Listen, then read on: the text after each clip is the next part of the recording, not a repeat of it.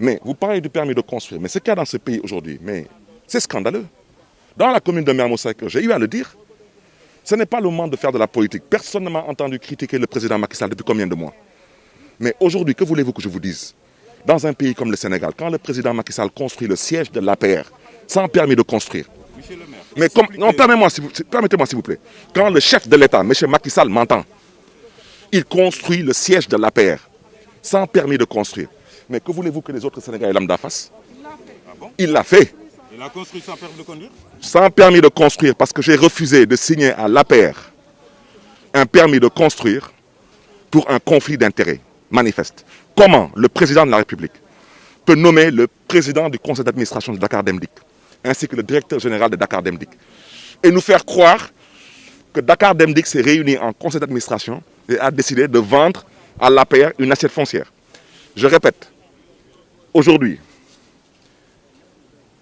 Dakar Dem Dikk ne jouit ni de l'abus, ni de l'usus, ni du fructus sur le foncier qui est mis à sa disposition pour un dépôt. L'État du Sénégal a mis le foncier à la disposition de Dakar Dem Dikk pour une mission de service public. Si Dakar Dem Dikk peut vendre son foncier, pendant qu'on y est, l'hôpital principal peut se réunir et dire qu'il y a une façade maritime derrière, ils vont la vendre.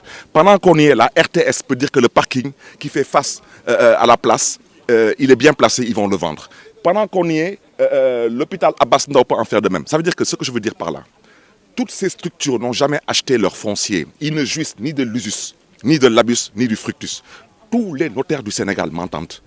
Personne n'a le droit, parmi ces sociétés publiques ou parapubliques, de se réunir soi-disant en conseil d'administration et soi-disant arrêter une délibération et dire qu'ils doivent vendre le foncier. Ils ne peuvent pas vendre un foncier qui a été mis à leur disposition gracieusement et gratuitement dans le cadre d'un service public. Mais la RTS, son service, c'est informer le public. Dakar Dem Dikk, c'est de transporter le public. C'est pourquoi on a donné le foncier pour qu'ils puissent garer leur bus.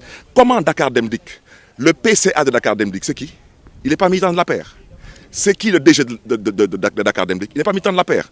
Alors eux, ils se réunissent et ils disent qu'ils ont vendu à l'APR à 500 millions une assiette foncière. Qui a payé l'assiette foncière? Devant quel notaire? Qui a cotisé 500 millions? Mais monsieur le maire, aujourd'hui, Macky Sall a construit le siège de l'APR en pleine nuit avec la gendarmerie parce qu'il a refusé de répondre à mes sommations.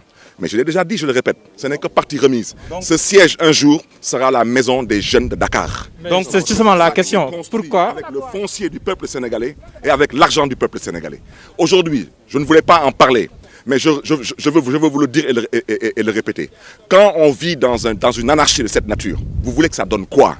Ça se passe n'importe où et n'importe comment. Et maintenant, regardez, la police est de quel côté? De notre côté ou du côté des gens qui sont ici?